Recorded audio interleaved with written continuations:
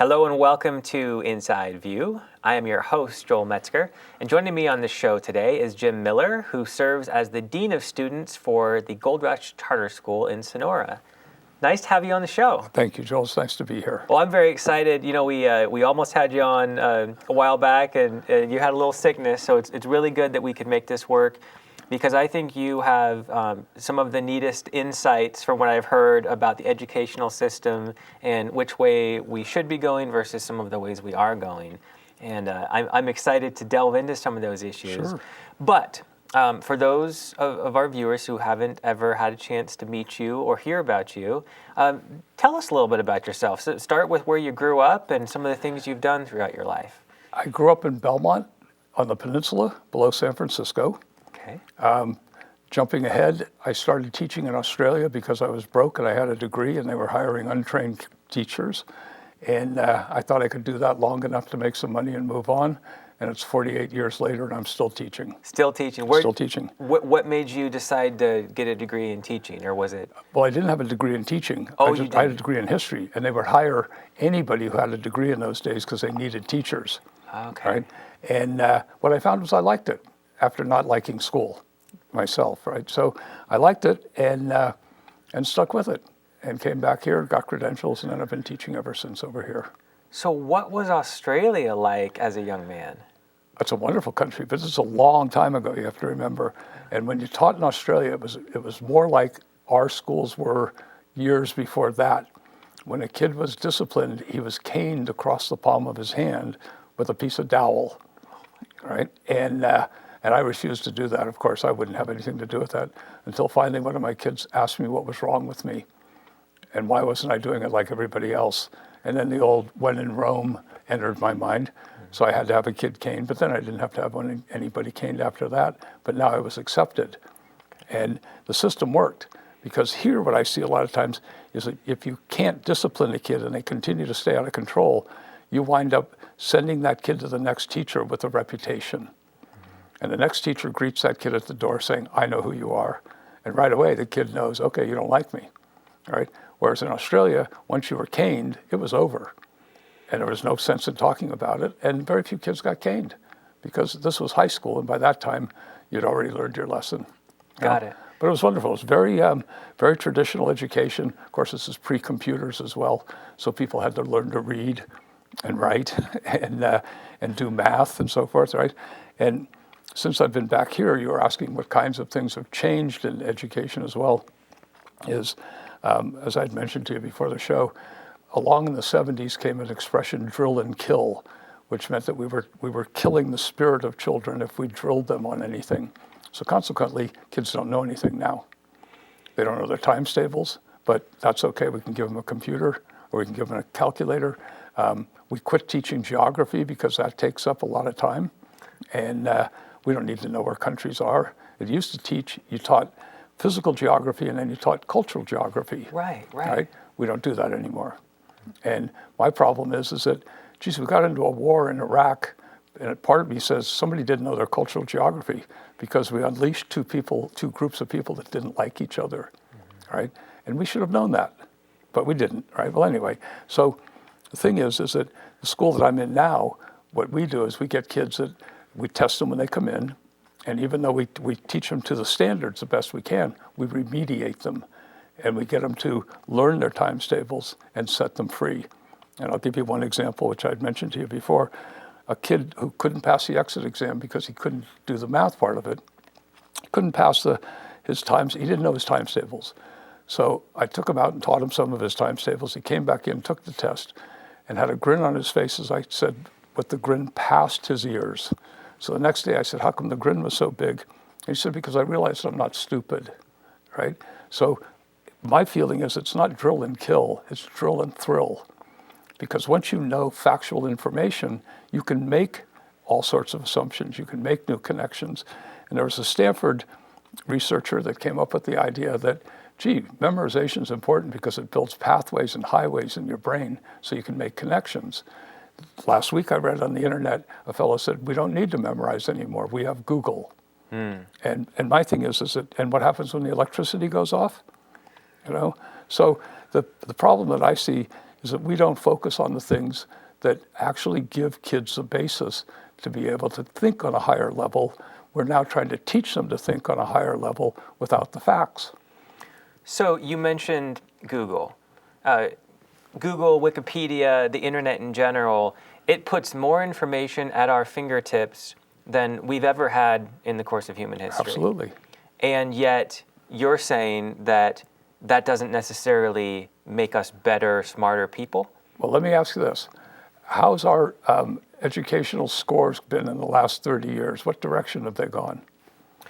I hear down. They have gone down. How badly have they gone down? Pretty bad. I mean, the top 10% of kids in any school are going to do well, right? Because of parental involvement, because of motivations that come usually from the outside, from home. Mm-hmm. The lower kids in special ed get extra help. The kids in between are lost. So when we're testing and compared internationally, we don't do very well at all. Well, let me ask you this then. We have access to the same information that many other first world countries do. Sure. And yet we're going down and other countries are ahead of us, yet they have access to the same stuff. So what's the difference between? I think part of it has to do with funding of schools, which everybody thinks they're overfunded, but it's very difficult to teach a class of 35 people. I don't know if you've ever been in a meeting with 35 people, but you look around, you see most of them are staring at the ceiling by halfway through the meeting. Mm-hmm. So now you take somebody that's half your age and you put them in a group of 35, it's pretty tough to keep their attention, right? And so we're also doing a thing, we forget that kids are kids. Most kids think of school as being a prison. The best part of school is break and lunch. It's a social time. The rest of it is kind of what you just have to get through.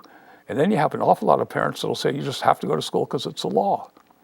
So we don't value education very much in this country.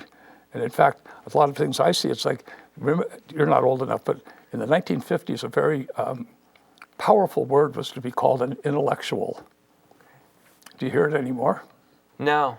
Only almost in a derogatory sense. Absolutely. He's an intellectual. He's a pointy-headed intellectual, right? Or what was the one? The nathering nabobs of negativity, right? So we've demeaned the idea of being educated. We just had a kid come to our school who transferred from a local high school, and his mother called up and she said, "Why is he doing homework?" And I said, "Well, because he has to." She says, "Well, I know that, but how come he's doing it?" She said, "He's never done it before in school." I said, "Why don't you ask him?" So she did, and he said, "Because if I did homework in my other school, all my friends would have made fun of me." Okay. It's not cool to be a good student. Why? Because it's not cool. It's just, it's a bother. It's a peer pressure is a thing. It's like usually the lowest common denominator is going to rule, So you're going to be following your peers, and if they're laughing at you for being a student, you're going to give that up in a hurry. Yeah. And the only thing that I keep finding is the only thing more powerful than peer pressure is parent pressure. And I'll give you a great example of what we teach kids to do, and then I'll tell you about hypocrisy in a minute, which is the fun part. But I always bring up with kids, how many of you have lenient parents? How many of you have strict parents? The lenient parents have kids who can't say no to their peers. So if a kid texts or phones and says, "Let's go rob a bank," the kid can't say no, right? I mean, obviously I'm exaggerating that. But if your friends know that you have strict parents, then you do something that almost every kid has done, but doesn't admit it and doesn't realize everybody else does it. And that is, they say, "I have to go ask my parents." And then they stand there for a few minutes, and then they text back or they phone back saying they won't let me go out, having never asked their parents at all. Okay. Now I don't. Almost every kid I've ever talked to has done that at some point in their life, and so what happens is they need their parents to guide them through it, right? So one of the things, and this is bring up a little bit of this book, one of the things that I do in the book is I try to get people to be hypocrites. And not hypocrites in the negative sense, which we all think hypocrisy is. But do you know what the original definition of a hypocrite is? I think of saying one thing and doing another. Right. What is the actual? The original definition is an actor on the stage performing. Really? A hypocrite, right? And we're all hypocrites, every one of us, all day long. I'll give you a good example. Your best friend tells you he's going to start a buggy whip factory. You're going to look at him and tell him he's nuts. Your boss is going to say to you, I'm thinking of expanding into the buggy whip business. What are you going to say to him? I will be more hesitant to criticize that idea. Right, of course. Or you might even say something to get out of it, like, that's an interesting idea, boss, right? So we're all acting all the time, and we all have agendas. You have one agenda, I have one agenda. That's to try to make ourselves okay. Kids have one agenda, you have 1,000 to support your one agenda. They have one agenda, they haven't added on to it yet. You've got to pay the bills, you've got to get here, you've got to do that. They just get what they want, right? So parents lose in that battle. A single agenda kid who wants what he wants goes after you and goes after you until you give in. So the trick is that you have to be a better hypocrite. You have to learn how to act as a parent, and you don't have to even believe it, but you have to act it. And so what you have to do is you have to be the boss. And it's a simple thing. It's a real easy deal. And once you learn that really you're just acting, it takes all the pressure off of you. There's every book you'll read about working with difficult kids, which is what I primarily deal with, or kids that are having problems in school, is that you want to figure out why they're doing what they're doing. I don't care why they're doing it. I want to know what you're going to do about it to change it. If you've got a puppy that keeps piddling on the carpet, you're not going to ask why. You're going to figure out what to do, right? So the whole thing is teaching parents to be hypocrites, to be actors, to get the effect they want by producing a role that wins the award, that gets their kid to where the kid needs to be. Now, I don't know if I made sense with all that, but, anyway, I got off track on that one. No, not at all. I mean, I think that's fascinating. Yeah. So how does a parent know what kind of actor they need to be? What if they just simply don't know that? It's easy. I'll tell you what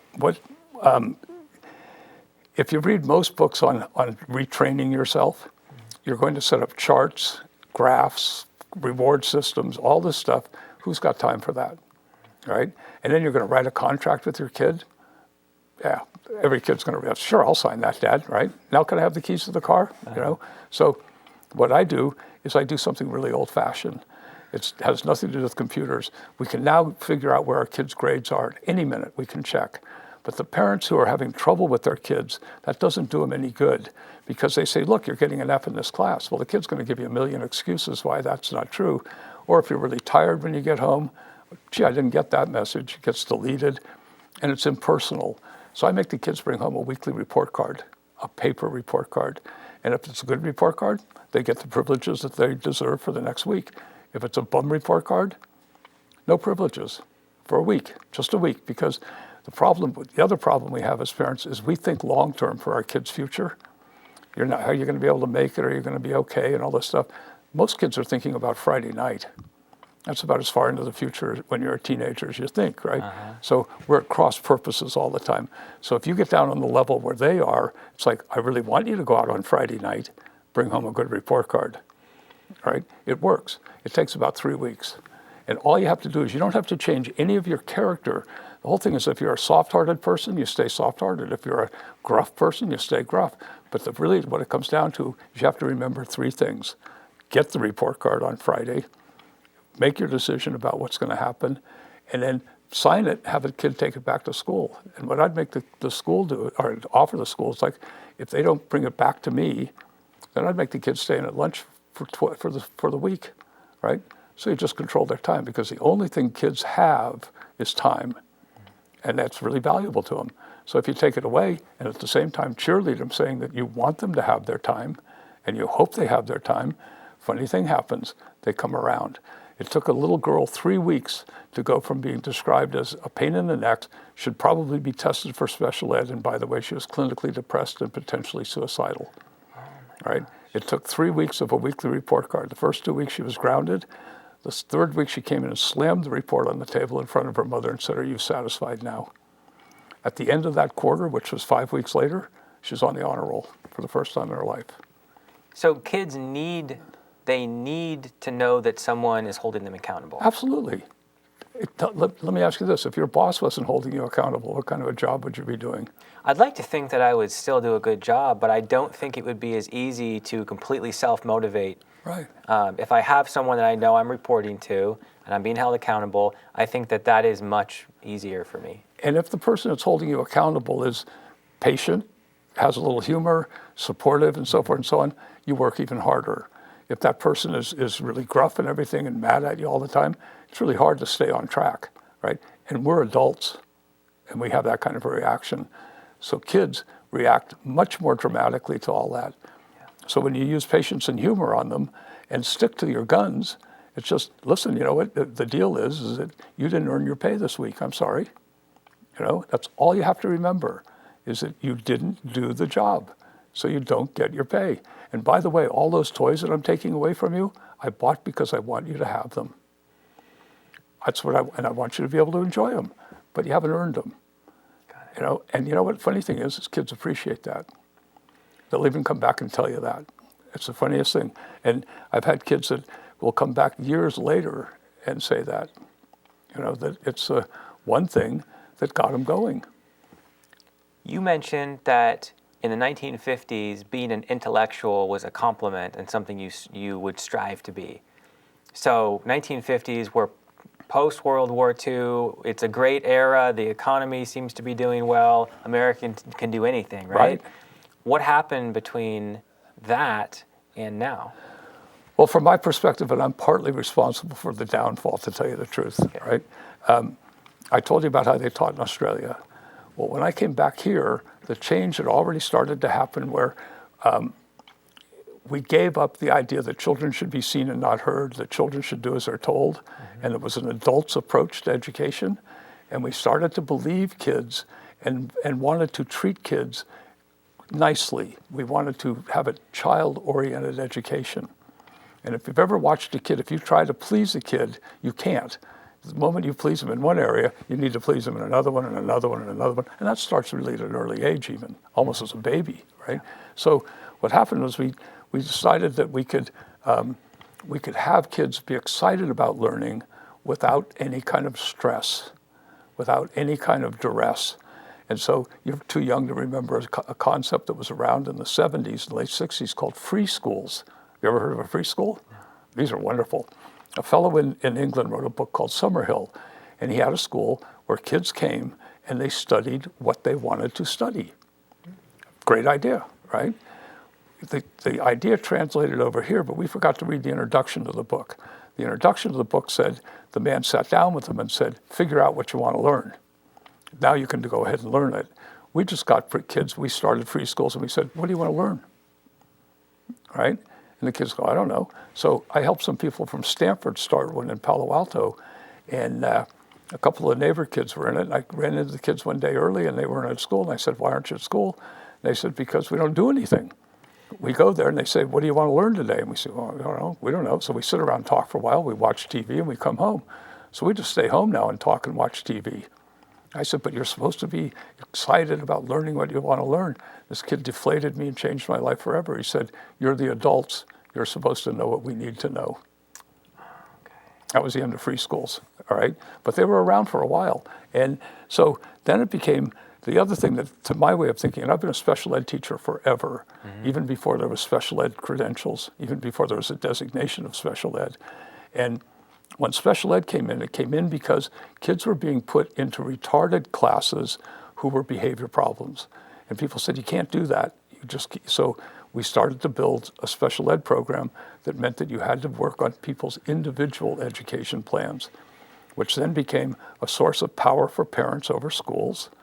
And everybody had to consider everything that the parent wanted for the schools, and so from the schools. And all of a sudden the kids would come to you and say, well, I can't do that because I have. Now fill in the ADD, whatever, right? Mm-hmm. And now we've even reached the one. Have you ever heard of ODD? No. This is a beauty. It's called oppositional defiant disorder. Okay. Do you know what that means in plain English? Tell me. Won't do what he's told.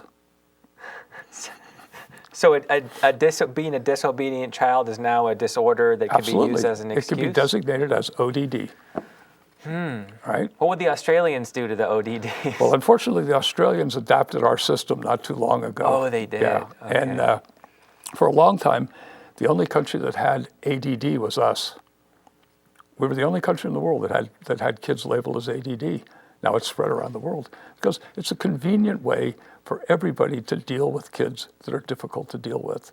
They have a disorder. They have a disability, right? So along with that, then, that also translated, to my way of thinking, into the whole approach towards school, where parents began to demand of schools certain things for their own kids. In spite of the general welfare, it was my kid. That was the one that was important. And of course, schools can't afford to support or to defend themselves in court, so they give in. Wouldn't someone like Theodore Roosevelt meet the qualifications of modern day ADD? Of course. And yet this guy went on to be one of the most beloved presidents in American history. On my way here, there was a lady who just published a book of artwork who was labeled in the 7th grade as ODD. As ODD? As ODD, right? And she said, and I was, by their definition, I didn't want to do it. I didn't like school. I didn't learn at school. I learned at home, lying in bed reading. She said, I didn't belong in school. And I was really let them know that. So she got labeled that way. She said, the only thing that I can tell kids now that get those labels is, don't worry, your childhood's only so long, and then things get better. So, I mean, I had one young kid that could not read when he first came to school, and was pretty much oppositional, not defiant so much, but he just didn't come to school very often, and he wasn't going to work very much. But without going into how it happened, he very quickly switched and decided that he needed to learn to read. So there was an old program called Hooked on Phonics that was advertised forever, right? Yeah. And he took it upon himself to go into the office in my school or in my classroom, and he did that program from beginning to end. So he went from 0 reading at the beginning of 9th grade to 12th grade reading at the end of the 9th grade. Wow. Now that's not comprehension, that's just, being able to decode. So kicked him out of special ed, and his one complaint about being kicked out was in all the science classes, they asked him to read because he was the only one that could pronounce all the Latin and Greek names, right? So the thing that happens is that most of the kids that are in special ed are really bright, but they believe what we tell them. I mean, kids think we're experts. So when you call them lazy, I guess I am, might as well be. You call them stupid or any of those other things, we believe it, they believe it, right? And we do it to motivate them. Does that motivate you? No. It doesn't motivate me, right? And so what happened to my way of thinking is that we began to ask less and less of kids. And because of that, they know less and less. You've got helicopter parents, you've heard of those people? Mm-hmm. Now that it goes even beyond college, where they go in and this is one extreme, where they go in and they're talking to hiring managers saying, hire my child, right? Or why didn't you offer him more money, right? And the other extreme is, I give up, when you're 18, get out, So we don't know what to do. And the thing that I see with every kid that I've ever worked with is that they want to be successful, and they are successful. Unfortunately, most of them are successful in ways that we wish they weren't.